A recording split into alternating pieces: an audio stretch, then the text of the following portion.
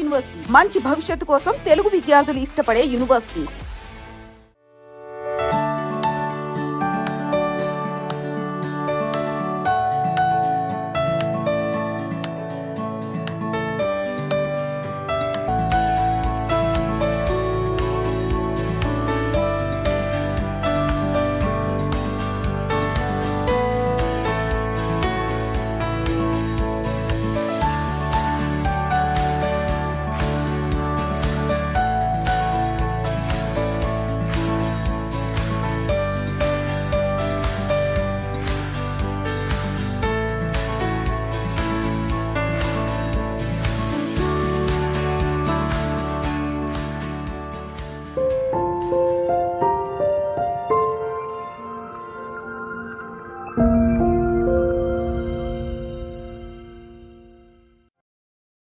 ఇంట్లో 5గురు పిల్లలుంటే సందడి సందడిగా ఉంటుంది.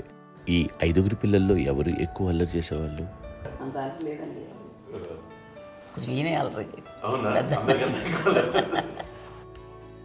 అమ్మ ఇక్కడ ఒకటమ్మా, అల్లరికి, హుషారుకి, చలాకితనానికి, చిలిపితనానికి ఆ తేడా తెలుసుకుని చెప్పమ్మా. అల్లరంటే ఇప్పుడు నా ఇమేజ్ ఏమైపోద్ది, అల్లరంటే అల్లరుడు అని, నేనేమో చాలా రావుడు మంచి బాలుడు అనేలాగా నా ఇమేజ్ ఇది. నేను అలాగే చెప్తుండేవాడిని. నా ఉద్దేశం అదే. నేనేమో అల్లరి నన్నే అంటే చలాకితనం, అమ్మ అల్లరు అనుకునేది. లేదండి, ఎక్కువ హుషారు కానీ చాలా బాగుండేవాడు అబ్బాయి. ఇంట్లో పనులన్నీ మీకు సాయంగా ఉంటాయి? అవునండి, వాడే చేసేవాడు. అది ఇంట్లో ఎవరు ముట్టుకునేవాడు కాదు, మా నాగబాబు అస్సలు ముట్టుకునేవాడు కాదు. అన్నిటికీ నాకు ఆయన సహాయమే పాపం. నాన్న ఆయన ఉద్యోగం అయిపోయారు. నేను పాక్కుంటూ అలాగా వెళుతూ వెళ్ళిపోయాను, నాకు తెలియదు. తర్వాత అమ్మ చెప్తుంటే లేదుగా మాత్రం కొన్ని కమ్మర కోలు ఉంది నాది. ఒక అది పెట్టి అది వెళ్ళి కూర్చోతా ఏడుస్తున్నాను రోడ్డు మీద. ఏసరికి వాళ్ళు 3 years. సో నన్ను వాళ్ళు తీసుకెళ్ళి వాడు కమ్మరకులో కూర్చోబెట్టాడు. ఏడుస్తాను, ఎవరికి వెళ్ళాడో తెలియదు వాళ్ళకి. సో అదే ఒక గంట పోయిన తర్వాత అమ్మ ఎత్తుకుంటూ వాడు వచ్చి వాడు చిన్నబిడ్డ అనిపిస్తారు మొత్తం తెచ్చి అది వాడు చూసి ఈ అబ్బాయి అన్నారు. కాదు అనేసింది. అది చాలా అంటారు, సరిగ్గా చూడమ్మా, ఈ అబ్బాయి మా అబ్బాయి అని. ఏంటమ్మా అంటే ఆ కమర్గోళంలో కింద కూర్చోబెట్టాడు కదా, బస్ అంతా పూజేసుకుని అలాగే అయిపోయాడు. అంటే రంగని కాదు కానీ కాదు కానీ ఆ కబరకోళ్ళలో కూర్చోబెట్టేసరికి అవి మసిగిస్తూ ఇంకా నల్లగైపోయాడు. అంత నలుపుడేసరికి నా బిడ్డ కాదని అమ్మ వెళ్ళిపోబోతుంది, మళ్ళీ డౌట్ వచ్చి ఆగింది. అది ఆవు నేను నా బిడ్డని తీసుకెళ్ళింది. అప్పుడు ఏం చేశాడు, కాడీస్ కట్టిందో డౌట్ నాకు.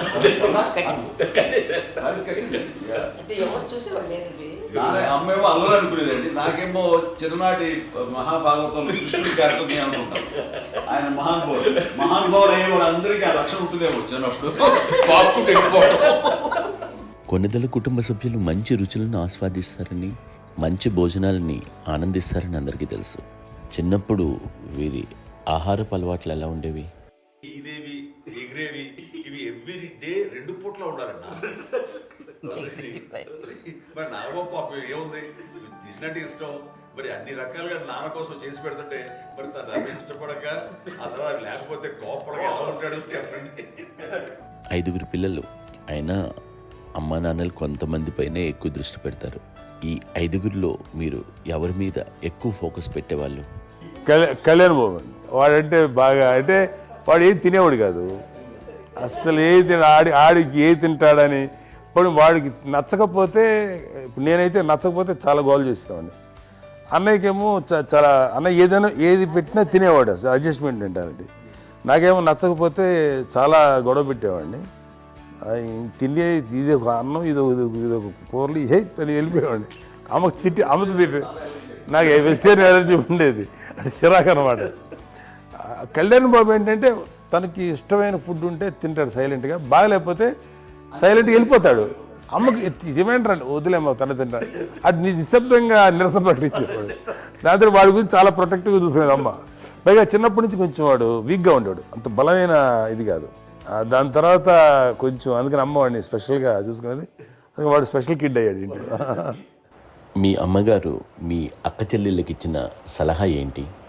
అంటే ఇండిపెండెంట్గా ఉండడం కదా అమ్మ, ఎవరిని డిపెండ్ అవ్వద్దు, మీ పిల్లల్ని నువ్వే జాగ్రత్తగా పెంచుకో, ఎవరినైనా చేయకు, డిపెండెంట్గా పెట్టద్దు అని ఆవిడ మాకు బాగా ఎక్కువ చెప్తుండేది.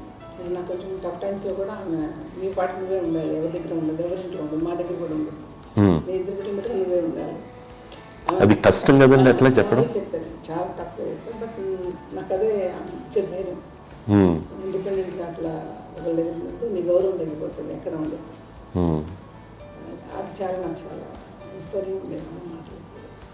అది ఇప్పుడు కూడా అది చాలా హ్యాపీగా అనిపిస్తుంది అని చెప్పింది. అంతే కదా, ఇప్పుడు మనకి ఏదైనా రోగాలు వస్తే ఫేస్ చేస్తాం, దాన్ని బాధలు మనమే, బట్ తగ్గించే వాళ్ళు కన్సర్న్ చూపించే డాక్టర్స్ ఒట్టుకోలు కింద కింద ఉండొచ్చు, కానీ పోరాడాల్సింది మనమే. నాకు సార్ కొంచెం ఏదో ఒక డిప్రెస్డ్ ఇదేదో వస్తాయి ఫేస్ ఒకటి, నేనేదో ఇంకా మా అందరి నుంచి నేను సపరేట్ అయిపోయినట్టు ఒక సిచ్యువేషన్ వచ్చినప్పుడు అమ్మ నన్ను పట్టుకుని ఐఎమ్ దేర్ ఫర్ ఎస్, ఎవరు నువ్వు అన్న ఎస్ అన్న ఫ్రెండ్స్ కానీ ఎవరైనా సరే ఎప్పుడు కూడా అలోన్గా మటుకు అనుకోకు, నేను ఉన్నాను. ఆవిడ నన్ను పట్టుకొని ఇచ్చిన అఫెక్షన్ లేదా ఫీలింగ్ అసలు బలం అన్నమాట. ఇంకా ఏమైనా చేయగలను నేను, పర్లేదు లైఫ్లో నాకు ఏదైనా సాధించగలను అని ఒక భరోసా తల్లి దగ్గర నుంచి రావడం అనేది నాకు ఎవరు అవసరం లేదనిపించింది. అంత స్ట్రాంగ్గా ఆవిడ support, very strong, very practical. అంత స్ట్రాంగ్ చేసింది నాన్న చెప్పండి. మా పిల్లల విషయంలో మేము కూడా మేబీ అంత స్ట్రాంగ్ కాదేమో, సెన్సిటివ్గా ఉంటాం, కానీ అమ్మ మటుకు చాలా స్ట్రాంగ్గా ఉండి మమ్మల్ని కఠినంగా ఇలాగే ఉండాల్సింది, ఇలా ఉండండి అప్పుడే మీరు నేర్చుకుంటారు.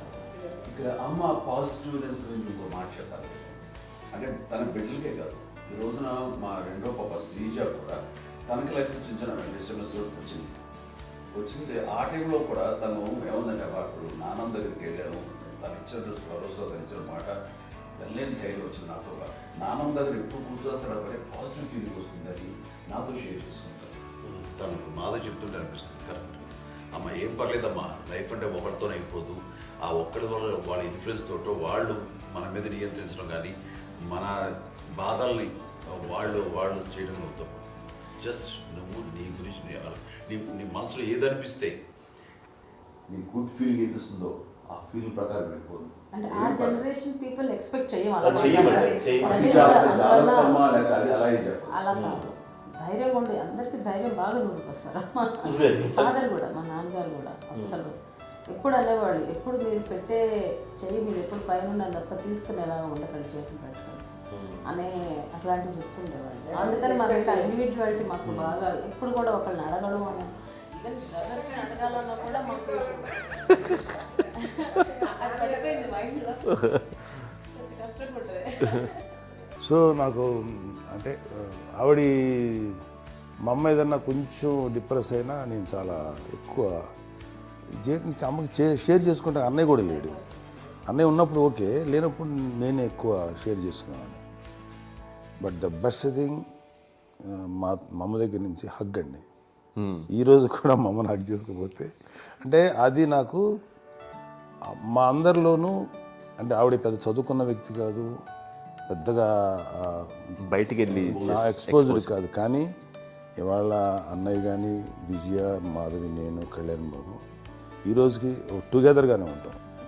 మేబీ మాకు కొన్ని విషయాల్లో నాకు మా మాధవ్కి డిఫరెన్స్ ఆఫ్ ఒపీనియన్స్ ఉండొచ్చు, మా చెల్లికి, మా అన్నయ్యకి అట్లా ఉండొచ్చు, ఉంటుందండి ఫ్యామిలీ అన్న తర్వాత. కానీ ద ఇన్విజిబుల్ బాండేజ్ మా అమ్మ ఇచ్చింది, ఆ లవ్ అండ్ ఎఫెక్షన్, హగ్, అవన్నీ ఆవిడ నాన్ వెర్బల్ అడ్వైజ్ ఏంటంటే అందరూ అలా కలిసి ఉండాలనేది ఆవిడ నుంచి మేము నేర్చుకున్నామండి. అది ఇట్స్ ఇస్ నాట్ వర్డ్లీ, అది నోటి మాట కాదు, అది వెర్బల్గా కాదు, నాన్ వెర్బల్గా చెప్పినటువంటి ఇది.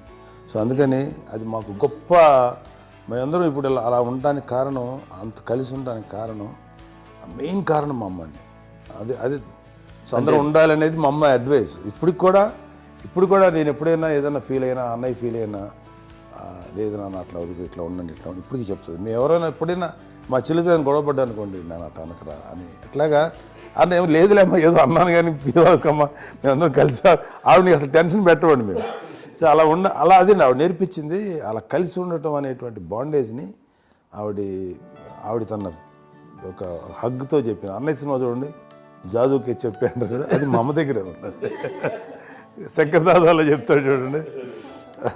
ఇప్పుడు మోడ్రన్ వర్డ్స్లో చెప్పాలంటే మీ అందరికీ ఆవిడ ఒక వైఫై లాంటిది.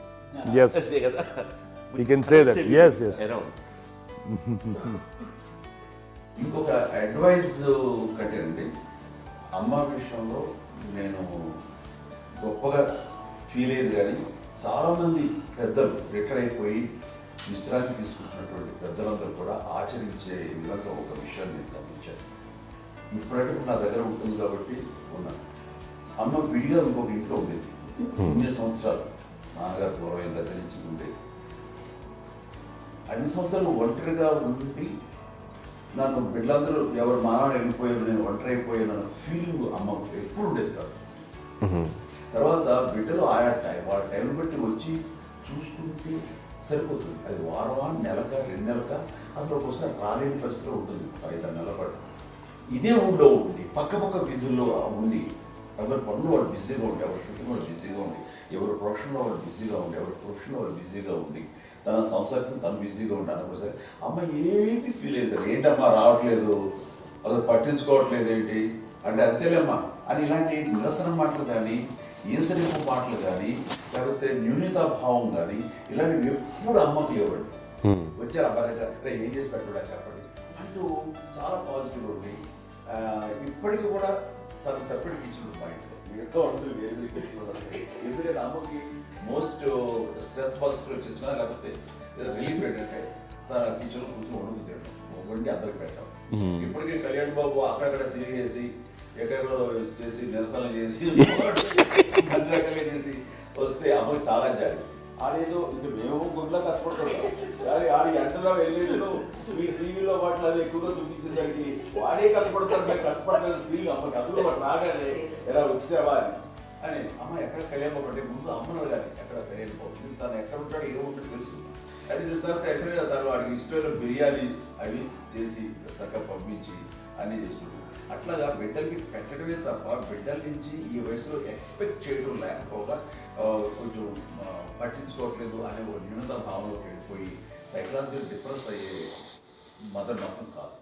ఆ రకంగా మాకందరికీ భరోసా. మేము కూడా పెద్ద అయినా బిడ్డలు వాళ్ళ ప్రవృత్తి ఉద్యోగరీత్యాల వాళ్ళ వృత్తిరీత్యా వాళ్ళు దూరం అయిపోయి మనల్ని చాలా కమ్యూనికేషన్ గ్యాప్ వచ్చినా సరే బిడ్డలు నాకు దూరం అయిపోయి పట్టించుకోవట్లేదు. ఇలాగే చూసావా వెళ్ళి ఎంత ఇదిగా ఉదయ్యేవాళ్ళు గురించి ఇప్పుడు ఏమైపోయాను అని ఇంత పిక్చర్ బాధపడలేదు వాళ్ళకి అంటూ నెగిటివ్ సైడ్ ఆలోచించే విధానం లేనే లేదు.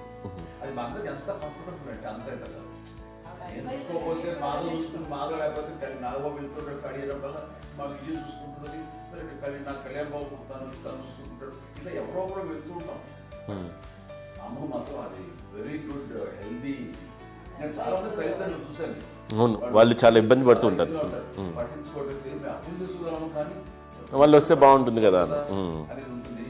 ఫీల్ అవుతారు. అవును, అలాంటి ఫీలింగ్ ఏం లేదు. పైగా బిడ్డలు వస్తే వాళ్ళకి ఏం చేసి పెట్టాలా అనే ఆలోచన. అది వెరీ హెల్దీ. చాలా మంది ఆచరించాల్సిన గొప్ప విషయం. చిన్నప్పుడు అన్ని ఆనందాలేనా, మర్చిపోలేని దుఃఖాలు కూడా ఏవైనా ఉన్నాయా? అమ్మ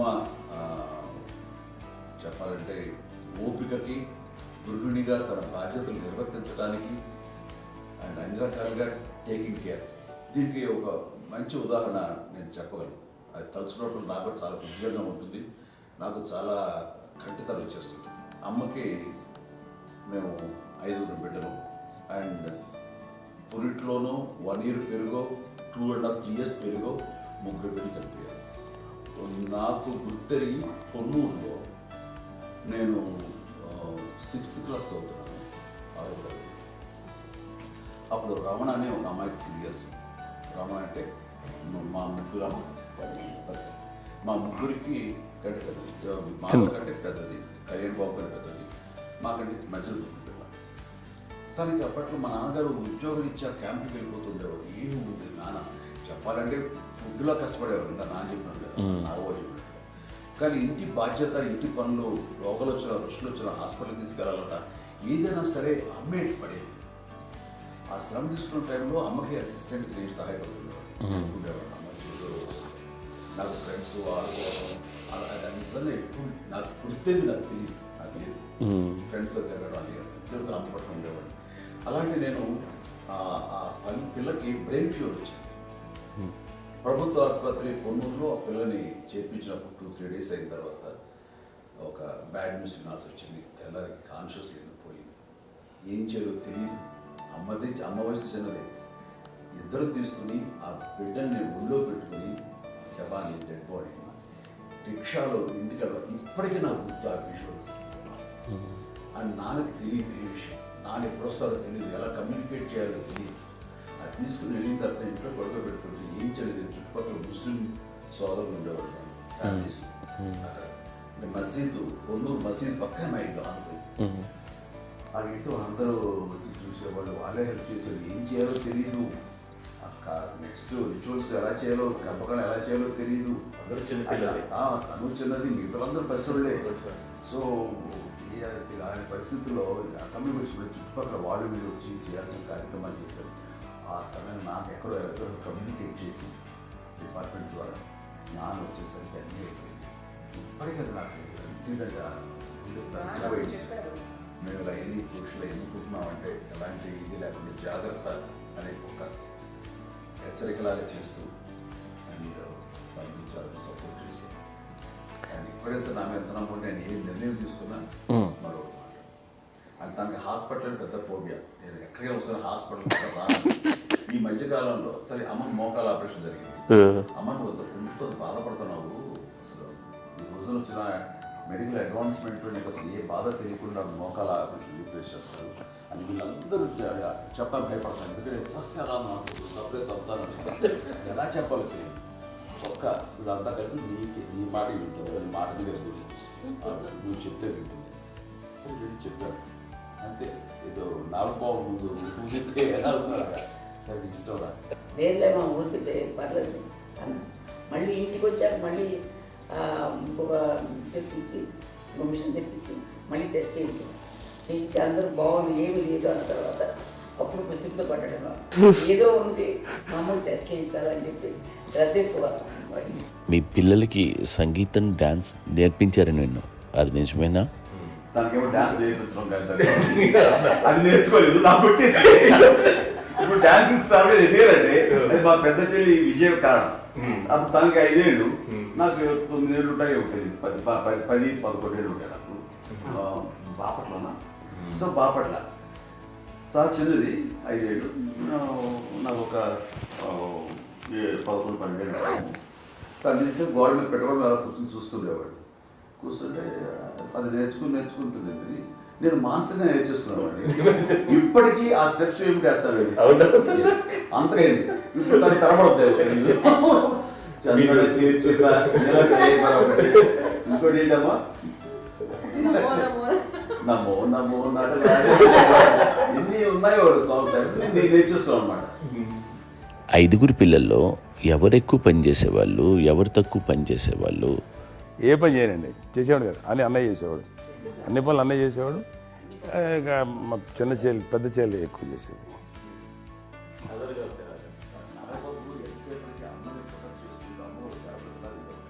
అదే అబద్ధం అండి. అది అన్నయ్య నన్ను గౌరవంగా మాట్లాడుతున్నాడు కానీ అన్నయ్య అవుట్ ఆఫ్ ప్రొటెక్షన్ మాట్లాడుతున్నాడు కానీ, అవుట్ ఆఫ్ మాట్లాడుతున్నాడు కానీ అసలు ఎప్పుడు ఏ పని చేయలే. లేదు నిజం ప్రామిస్ అండి, ఏ పని చేసేవాడు కాదు. మా ఇద్దరికి మధ్యలో పాపం అన్నయ్య చాలా పని చేసేవాడు. ఎంత పని చేసేవాడు, నేను ఇచ్చిన తర్వాత మళ్ళీ నాకు ఏదైనా చిన్న పని చెప్తే అది కూడా నువ్వే చేయనివ్వండి. ఆ కోపం వచ్చేది, కోపం వచ్చి ఒకడు కొట్టేవాడు. కొడితే కోపం వచ్చేది తప్ప నేను వెళ్ళేవాడిని కాదు. అమ్మకి ఎప్పుడు ఏంటంటే ఒక ఇదే పని చేయడని, అంతే. నిజంగా ఏ పని చేసేవాడిని కాదు. అవునా? లేదు లేదు లేదు మహాప్రేమ.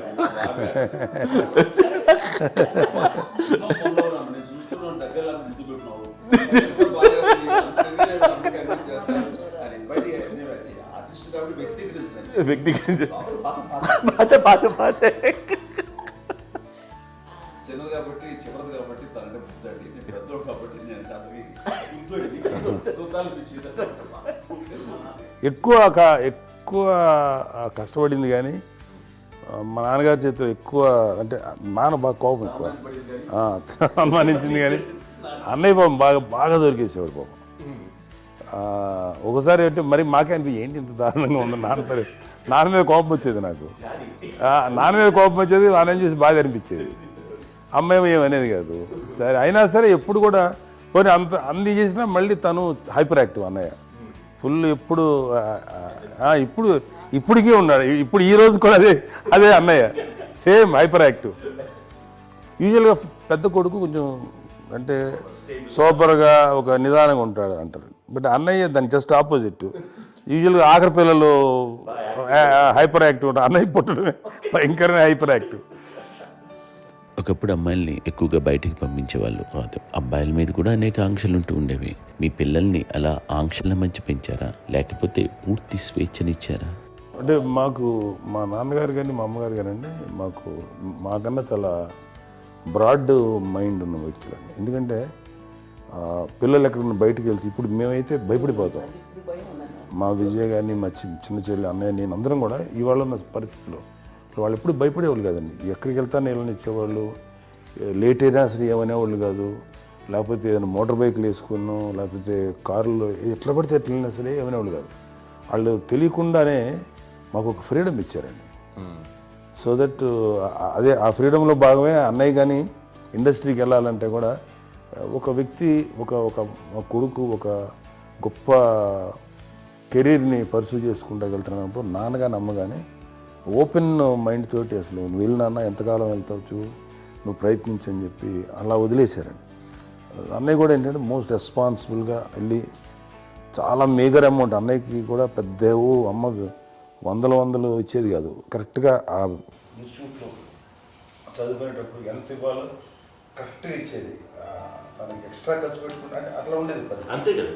అంత జాగ్రత్తగా అన్నయ్య కూడా అంత రెస్పాన్సిబిలిటీగా రిసిప్రోకేట్ అయ్యి చేసి అందువల్ల మా అమ్మ నమ్మకం మా అమ్మగారి మా నాన్నగారి నమ్మకాన్ని అన్నయ్య ఎప్పుడు అది వాడు ఇంత నమ్మకానికి 10 times ఇచ్చాడు.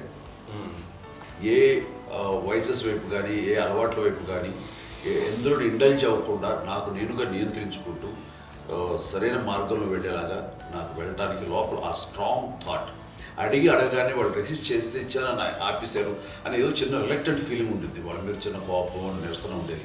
వాళ్ళు అలా లేకపోవడానికి వాళ్ళు వెంటనే అడిగిన వెంటనే జాగ్రత్త అనే నిర్ణయం నీది, కానీ జాగ్రత్త అని హెచ్చరిక చేయడంతో నాకు మరింత బాధ్యత తిరిగి గుర్తు తిరిగి నేను నడుచుకుంటూ వెళ్ళాను. కాబట్టి అది నాకు ప్లస్ అయింది వాళ్ళ దగ్గర. అంటే మదర్ అంటే తల్లి అనే కాదు, మదర్ ఫిగర్ ఎవరిచ్చినా సరే అది నానైనా తల్లితో సమానం అనుకుంటాను. నాకు చెప్పినట్లుగా అట్లాగా అలసిపోయి వచ్చిన నాకు కాళ్ళు నొక్కుతుంటే నాకు భయం వేసేసేది. ఆ తర్వాత పడుకో అది గలవాయించేవాడు, అది కూడా కోపం. అంటే ఉదాహరణ అంటే మళ్ళీ అది నాకు తిడతారు, ఎందుకు కాదు పడుకుని ఎక్కడ నిద్ర వస్తాయండి నాన్న అంటే. సో ఆ రకంగా నాన్న తన ప్రేమను చూపిస్తుంటాను. ఆ తర్వాత గోండా టైంలో కూడాను నేను ట్రైన్ కింద వెళ్తుంటే నాన్న అక్కడే ఉన్నారు, రాజమండ్రి దగ్గర ప్రాంతంలో. ఆయన చాలా కోపం చేస్తుంది, ఇలాంటి చేస్తుంటావు నువ్వు, ఏదైనా అయితే ఏంటి అది చెప్పి. ఏం పర్లేదన్నా ఏమవుతుందో అన్ని రకాల సేఫ్టీ అన్ని రకాల జాగ్రత్త చూసుకున్నాం. ఈ రోజు ఉన్నది సేఫ్టీ అప్పుడు లేదు. అయినా సరే రేపు పొద్దున నీ కొడుకులు ఇలాంటి పరిస్థితులు నీకు తెలిసి వస్తారు అప్పుడు అనేవాడు. ఎన్నిసార్లు ఆ మాట అనేవాడు. నాకు నిజంగానే మగధీర టైంలో గుర్రం ఎక్కుని ఆ రోడ్డు మీద పడిపోయేది అని అన్నప్పుడు నాకు ఆ ఫస్ట్ ఆ ఫీలింగ్ కలిగింది. అలాగే పీటర్ హెయిన్స్ అనేవాడు ఫస్ట్ మగధీరలో జంప్ చేస్తారు, మోటార్ బైక్ జంప్ చేసినప్పుడు ట్రైల్లో పీటర్ హెయిన్స్ అంత హైట్ నుంచి 20 feet 25 feet హైట్ నుంచి పడిపోయి మొత్తాన్ని బోన్స్ ఇరగొట్టుకుని వాడు 7 నెలల పాటు వాడు ఇరప్పుడు హాస్పిటలైజ్డ్. అది వీడైతే ఏ ఊరు తలుచుకుని భయం వేసేసేది. అప్పుడు నాన్న గుర్తుకు వచ్చేవాడు, ఓహో వాళ్ళ టెన్షన్ ఇంతే లేదు, మనకి మన కొడుకు వస్తే తెలియదు ఈ మాట నాన్న ఎప్పుడు అన్నారని అనిపిస్తుంది. Sweet memories. అత్త కోడళ్ళ మధ్య అనుబంధం ఎలా ఉంటుంది? సురేఖ్ గారితో మీకున్న అనుబంధం గురించి చెప్తారా? మాకండి కోడలు కాదు, నా కూతురండి. అంత బాగుంటాం మేమిద్దరం కూడా.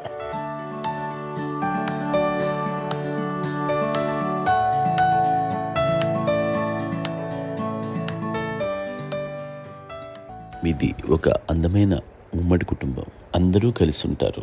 ఇంత ఆనందంగా ఉండడానికి కారణం ఏంటి? దీనికి పునాది ఎవరే వేశారు? మా నాన్నగారి క్వాలిటీ నేను ఎగ్జాంపుల్ చెప్పగలను.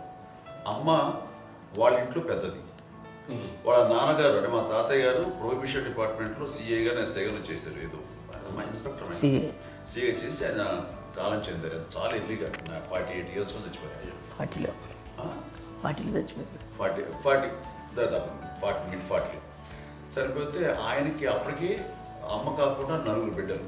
అమ్మ తర్వాత అబ్బాయి తర్వాత 3 ఆడపిల్లలు. వాళ్ళు ఏంటంటే రాకరావడి నాగబాబు కంటే కూడా చిన్నవాడు. అది ఆ వయసు అంత చిన్నవాడు. అమ్మ మా పిన్నమ్మని నాకంటే చిన్నవాడు. అలాంటి పిన్నమ్మల్ని ఆయన వీళ్ళ నాగ చనిపోయిన తర్వాత తన ఫ్యామిలీ అంతగా నాన్న పెంచారు. నాన్న కూడా అరాపురా శాలరీ మీద బతికేదే తప్ప కూడా కాదు. సో తనకు మిగిలిన దాంట్లో మళ్ళీ ఆ ఫ్యామిలీని చూసుకోవడం, మా అమ్మమ్మని చూసుకోవడం, వాళ్ళ మంచి చెడు చూసుకోవడం. వాళ్ళకు ఇల్లు మాత్రం ఉంది మొగల్తూరులో. ఆ ఇంట్లో వాళ్ళు అద్దెకు వస్తే ఆ కొంచెం డబ్బు నానిచ్చే డబ్బు, అక్కడ పొలం కొనిచ్చారు. ఆ పొలం ఇచ్చే డబ్బుతోటి అంతా బాగా చూసుకోరు తన ఫ్యామిలీ లాగా.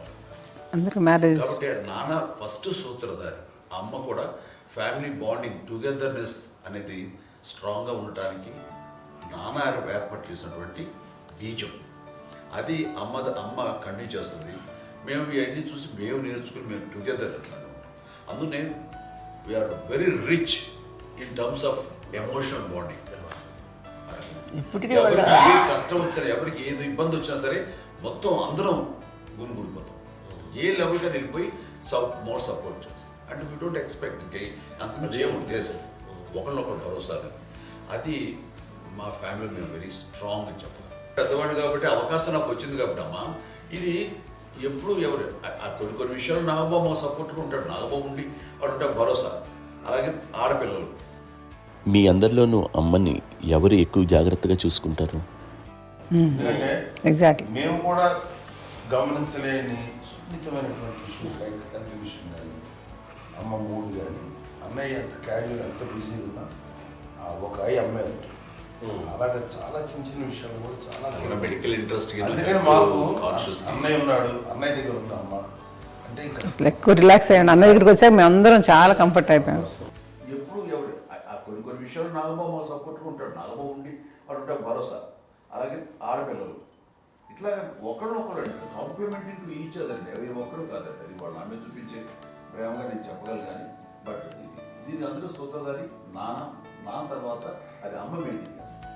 ఇప్పుడు అమ్మ నా ఇంట్లో ఉంది అంటే మనవాళ్ళు వస్తారు, మనవాళ్ళు వస్తారు, ఆడబిడ్డలు వస్తారు, వీళ్ళ బిడ్డలు వస్తారు. ఇల్లు ఎప్పుడు కలకలాడతారు అమ్మ. అది మేమందరం ఆచరిస్తుంటాం పండగలకి, పబ్బాలకి.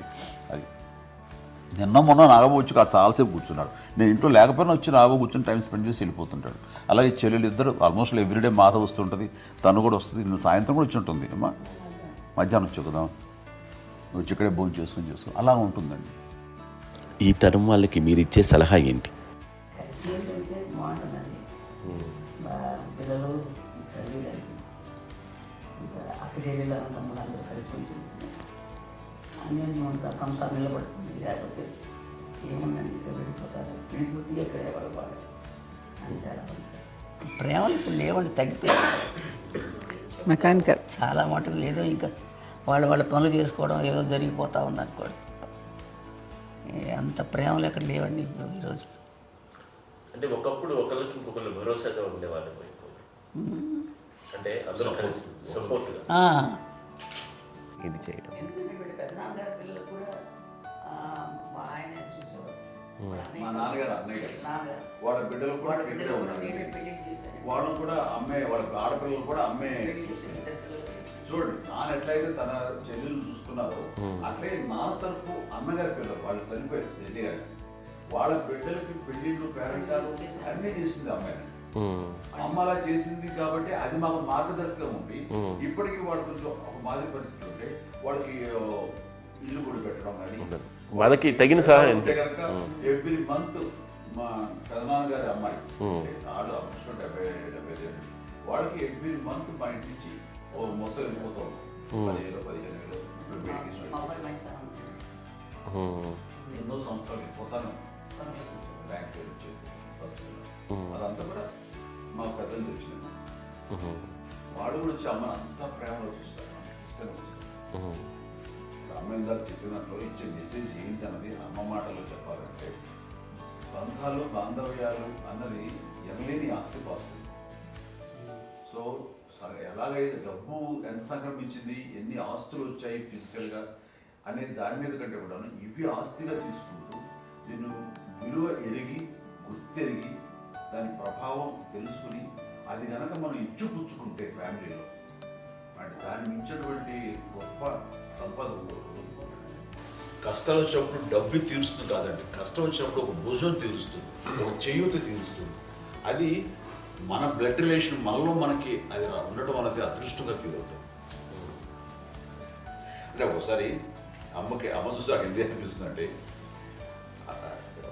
అది ఎవరి ద్వారా సంగ్రహించడానికి తన ఆ చెట్టు కొమ్మగా కాబట్టి ఆ చెట్టుకే మనం ఆపాదించాలి. ఎక్కడో మామూలుగా ఉండాల్సిన వాడు ఈ రోజున ఈ స్థితిలో ఉన్నాము, ఇంతమందికి లైఫ్ రావటానికి దోహదపడ్డాము, ఇంతమంది కలిసికట్టుగా ఉండడానికి ఇదైంది. అమ్మని చూస్తుంటే నాకు ఏమనిపిస్తుందంటే అబ్బాయి ఇలాంటి జన్మం మనకు ఎవరికైనా ఉంటుందా?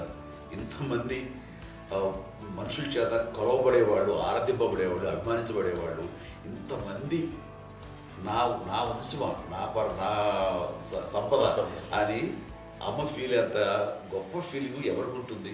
మా చెల్లెలు కూడా వస్తుందని అనుకోవట్లేదు, సూర్య కూడా ఉంటుందని నేను అనుకోవట్లేదు. అలాంటి గొప్పగా ఇది.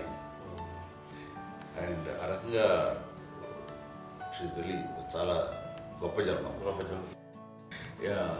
అమ్మకి చిన్న మానసికంగా చిన్న ఏదో ఒక డిప్రెషన్ అది వచ్చింది. ఏదో నాన్న గుర్తుకొచ్చో, నాన్న లేరనో, లేకపోతే వాళ్ళ అమ్మగారు కూడా అదే టైం చనిపోయారనో, తన దగ్గర ఉంటారు ఏదో ఉన్నప్పుడు మేము అందరం సపోర్ట్గా ఉండి రామా కొన్నా నా దగ్గర ఉంది అని చెప్పేసి అప్పట్లో అమ్మ వేరేగా ఉంది. ఉన్నప్పుడు ఒకటే మాట అమ్మ, నీలాంటి గర్భం అంటే అంజనమదే గర్భం అని బయట ఎన్నోసార్లు నా ఫ్రెండ్స్ కానివ్వండి, బయట కానివ్వండి, కొన్ని సందర్భాల్లో మీటింగ్లో కానివ్వండి, స్పీచెస్లో కానీ అన్నవాళ్ళు ఎంతోమంది అన్నారు. వాళ్ళ మాట అంటే రీజన్ తెలుసా నీకు? కోటాను కోటల్లో ఎంతమంది తల్లులకు నీకు వచ్చిన అదృష్టం, నీకు లభించినటువంటి గౌరవం ఎవరు లభిస్తున్నాం? బిడ్డలు ఎంతోమంది చేత కొనియాడబడుతున్నారు, ఎంతోమందికి సహాయపడుతూ ఆ రకంగా వాళ్ళందరి యొక్క ఆశీస్సులు పొందుతున్నారు. కానీ ఎంతోమందికి నిరంతరం హెల్ప్ చేస్తూ వాళ్ళ ఇది చూసుకుంటున్నారు. అవి ఆ భగవంతుడు మీరు చేస్తున్న పూజలో ఉన్న ఆ భగవంతుడు మన నెక్స్ట్ తరాలకు కూడా మనకి ఇలాంటిది వారసత్వంగా ఇస్తూ అదే రకంగా కొనసాగించేలాగా మాకు అదృష్టాన్ని ఇచ్చారు. ఇంతమంది ఎవరు మీ నుంచి వచ్చిన వాళ్ళే, మీరు నీ ఎంత గొప్ప గర్భం, ఎంత గొప్ప జన్మ అనేది. అలాంటిది నువ్వు ఇలా అవటమేంటి? ఎంతసేపు ఇది హై లెవెల్లో ఉండాలి నీ ఫీలింగ్స్గా నువ్వు కానీ. అంతే నువ్వు ఇలాగా కుంగిపోవడం ఏంటమ్మా అని చెప్పినప్పుడు నిజమే కదా, నేను అవటం ఇది నీది కాదు నాది కాదు, నువ్వు నమ్ముకున్న భగవంతుడు నీకు ఇచ్చింది అనుకుంటావు కదా. నువ్వు ఆ భగవంతుడి కృతజ్ఞత తీర్చుకోలేక ప్రతిరోజు ఆయన ధ్యానించు, ఆయన పూజలో ఉండు, నీకు ఆయనే ధైర్యం ఇస్తాడు. అంతేగాని నువ్వు నెగిటివ్ సైడ్ ఆలోచించుకోమ్మా. మా అందరికీ పాజిటివ్నెస్ ప్రివైల్ చేసిన దానివి, ఇచ్చిన దానివి, అందించిన దానివి. అలాంటి నువ్వు నెగిటివ్ వైపు వెళ్ళిపోకూడదు అంటే అంతే, మళ్ళీ అటుపక్క ఎప్పుడు గెలలేదు. ఆంజనేయ స్వామి భక్తి ఆయనలో ప్రవేశపెట్టి చెప్పాలంటే ఆయనకి నేనే నేను నమ్మిన దేవుడు ఇంట్లో నేనే ఇంటర్వ్యూస్ చేశాను. నానంత ప్రగాఢంగా నమ్మి ఆయన దానివల్ల లబ్ధి పొందారు. ఆయన అందులో మమ్మల్ని మించిపోయిన స్టేజ్కి వెళ్ళిపోయారు. ఆయనతోటి ఆంజనేయ స్వామితో ఇంటరాక్ట్ అవుతూ అట్లా ఆయన నమ్ముకుంటారు.